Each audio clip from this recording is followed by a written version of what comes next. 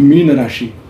नमस्कार मंडळी, मी ज्योतिष महागुरु डॉक्टर पंकज शास्त्री घेवारे गुरुजी आपल्या सर्वांचं त्र्यंबक राज ज्योतिष या यूट्यूब चॅनलमध्ये मनापासून स्वागत करतो.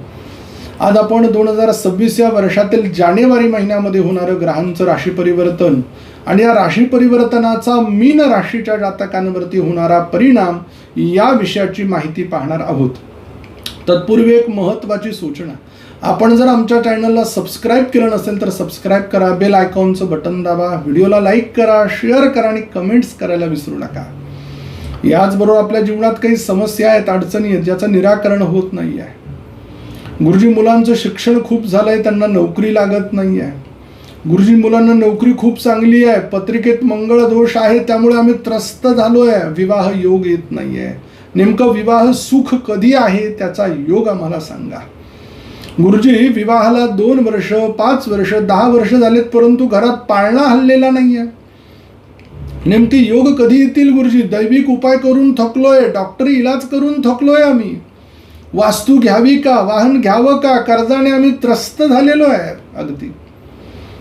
याचबरोबर परदेशात राहावं की मायदेशी राहावं, नेमकं कार्य आम्ही काय केलं पाहिजे? आजारानं त्रस्त झालो आहे. आमच्या स्क्रीनवरती दिलेल्या नंबरवर आपण फोन केला, संपर्क केला तर आमचे ज्योतिष एक्सपर्ट तुम्हाला योग्य असं मार्गदर्शन करतील, ज्यानं आपल्या जीवनातील अडचणी कमी होण्यासाठी नक्की आपल्याला मदत होईल. या संपूर्ण जानेवारी महिन्यामध्ये काही ग्रह राशी परिवर्तन करतायत. 12 जानेवारी या दिवशी शुक्र ग्रह मकर राशीमध्ये राशी परिवर्तन करतोय. 14 जानेवारी या दिवशी सूर्य ग्रह मकर राशीमध्ये राशी परिवर्तन करतोय. 15 जानेवारी या दिवशी मंगळ ग्रह मकर राशीमध्ये राशी परिवर्तन करतोय. 17 जानेवारी या दिवशी बुध ग्रह मकर राशीमध्ये राशी परिवर्तन करतोय. या राशी परिवर्तनाचा मीन राशीच्या जातकांवरती नेमका काय परिणाम होणार आहे ते पाहणार आहोत आपण या व्हिडिओमध्ये. प्रथम स्थान, या स्थानाला तनुभाव, लग्नभाव असं म्हणतो. या स्थानाचा स्वामी गुरु ग्रह हा चतुर्थ स्थानात म्हणजेच केंद्रस्थानात पडलेला आहे आणि हे सुखस्थान आहे. म्हणजेच काय की या महिन्याची सुरुवात थोडीशी हळूवार होईल, आरामानं होईल, प्रगतीच्या विचारानं होईल. दगदग ह्या महिन्यात तुम्ही जास्त करणार नाही आहे. एक काम कराल परंतु अगदी त्याचा पुढचा मागचा फायदा बघाल, आवश्यक आहे की नाही ते बघाल आणि मग पुढे पाऊल उचलाल.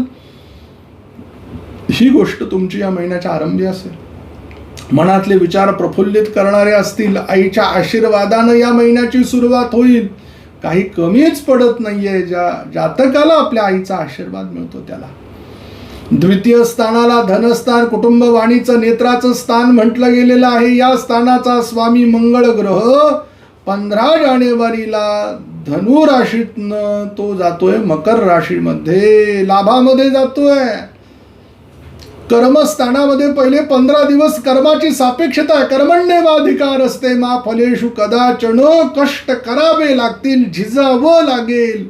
आणि 15 तारखेला याच महिन्यामध्ये जे पेरलं ते कसं उगवतं याचं लाभात रूपांतर अनुभवायला मिळाल्याशिवाय राहणार नाहीये. उपचय स्थान मंगळ ग्रहाला मानवतं आणि अतिशय चांगला तो तुम्हाला परिणाम करणारा असणार आहे. तो परिवाराची, कुटुंबाची चिंता जी तुमची आहे ती मिटण्याचा योग आहे. सगळे मार्ग अगदी सहज गतीनं तुमच्या प्रगतीच्या दृष्टीनं वाटेनं मोकळे होत आहे. तृतीय स्थानाला पराक्रमाचं, शौर्याचं, शक्तीचं स्थान म्हटलंय. या स्थानाचा स्वामी शुक्र ग्रह 12 जानेवारीला राशी परिवर्तन करतोय. तो दशमातनं जातो आहे एकादशामध्ये. लाभ आहे, व्यापारातले लाभ आहे. ब्युटी पार्लर असेल, ज्वेलरीचा व्यवसाय असेल, कपड्याचा व्यापार असेल, रंगरंगोटीचं काम करणारे जातक असतील, डिझायनिंगचं काम करणाऱ्या गृहिणी असतील, अनेक गोष्टी आहेत त्यामध्ये. चप्पल बनवणं असेल, चप्पल विक्री असेल, शूज विक्री असेल, टेप रेकॉर्डर विकणं असेल, टीव्ही असेल, फ्रीज असेल, या संदर्भात आकर्षकतेच्या संदर्भात जे जातक काम करतात त्यांच्या कामामध्ये गतीचा कालखंड हा उत्तम प्राप्त होतोय. व्यवसायातल्या येणाऱ्या अडचणी अगदी सहज दूर होत आहे. कर्तृत्व त्यांचं अत्यंत वाखण्याजोगं असणार आहे. चतुर्थ स्थानाला सुखस्थान म्हटलं गेलेलं आहे. हे मातेचं स्थान आहे. या स्थानाचा स्वामी बुध ग्रह 17 जानेवारी पर्यंत दशमात आहे आणि स्वतःच्या स्वराशीवरती सप्तम दृष्टी पण तो टाकणार आहे. आणि लाभात ज्या वेळेला तो जाईल म्हणजे या महिन्यात वास्तू घ्यायला लावणार आहे, वाहन घ्यायला लावणार आहे, शेती जमीन घ्यायला लावणार आहे, दुभती जनावरं घ्यायला लावणार आहे, घरातील काही छोटे मोठे कामं असेल ते परिपूर्ण करायला लावणार आहे. प्रगतीच्या दृष्टीनं तुमची पाऊल खून अगदी उजवी असणार आहे. पंचमस्थानामध्ये कर्क राशी आहे. या महिन्यामध्ये पाळणा हलण्याचा योग आहे. विद्या अभ्यासासाठी परदेशात जाण्याची संधी आहे. अचानक म्हणून धनप्राप्तीच्या दृष्टीनं जे जातक शेअर मार्केटमध्ये काम करतात त्यांच्यासाठी सुद्धा उत्तम असा हा कालखंड आहे. हे स्थानच त्या सुखाचं आहे. षष्ठाला रोगस्थान म्हटलं. या स्थानाचा स्वामी सूर्य ग्रह हा 14 जानेवारीला राशी परिवर्तन करून मकर राशीमध्ये जातोय. जोपर्यंत धनु राशीमध्ये आहे तोपर्यंत चांगले फल अनुभवायला मिळतील. नंतर शत्रू ग्रहाच्या राशीत जातो, शनिदेवांच्या मुलाच्या राशीमध्ये. अगदी 12 महिन्याचं चक्र पूर्ण करून ते तिथे आलेत. एका राशीमध्ये 1 महिना वास्तव्य करतात आणि मग शनिदेवांच्या राशीमध्ये आल्यानंतर त्यांना पाहिजे अशा पद्धतीनं व्यापक फलांची पूर्तता करता येत नाही. थोडेसे डोळ्यांचे विकार, थोडे स्किनचे आजार, थोडेसे पोटाचे विकार याकडे लक्ष द्या, दुर्लक्ष करू नका. नोकरीमध्ये बढतीचा जो कालखंड आहे हा 14 जानेवारी पर्यंत आहे.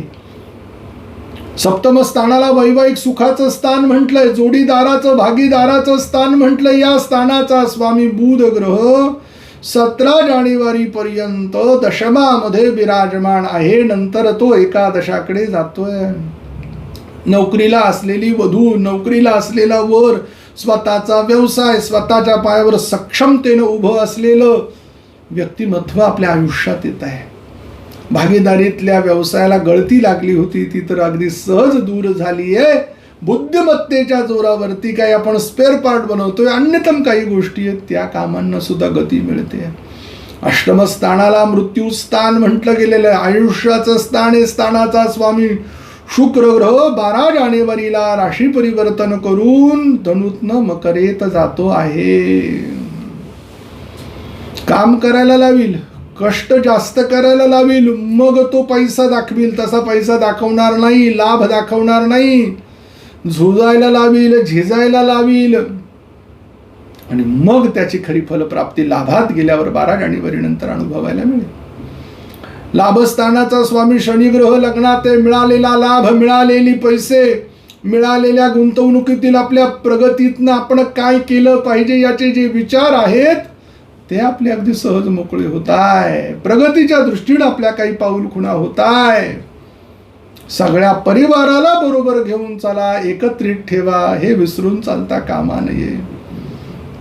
व्ययस्थानाला मोक्षस्थान म्हटलं गेलेलं आहे. या स्थानाचा स्वामी शनी ग्रह लग्न स्थानामध्ये स्थित झालेला आहे. वेश लग्नात येणं म्हणजे स्वतःवरती खर्च होणं. स्वतःच्या आरोग्याची काळजी तुम्हाला या महिन्यात घ्यावी लागेल. दुर्लक्ष करून चालणार नाही. कोणाच्या कोर्टाच्या केसेसच्या कामापासून दूर राहा. आध्यात्मिक देवतेनं नामस्मरण चिंतन आपलं तुम्ही बंद करू नका, म्हणजे तुम्हाला अडचणी येणार नाही. मीन राशीच्या जातकांसाठी शुभ दिवस 16 तारीख, 17 तारीख, 18 तारीख आहे, 23 तारीख आणि 24 तारीख आहे. आपल्यासाठी अशुभ दिवस 1, 10, 11, 12, 13, 27 आणि 28 आहे. मीन राशीच्या जातकांसाठी शुभ अंक 3 आहे. शुभ रंग तुमच्यासाठी लाल आहे.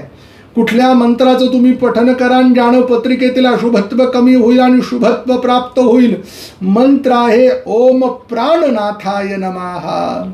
लवकर भेटू आपण पुढील व्हिडिओमध्ये. तोपर्यंत सर्व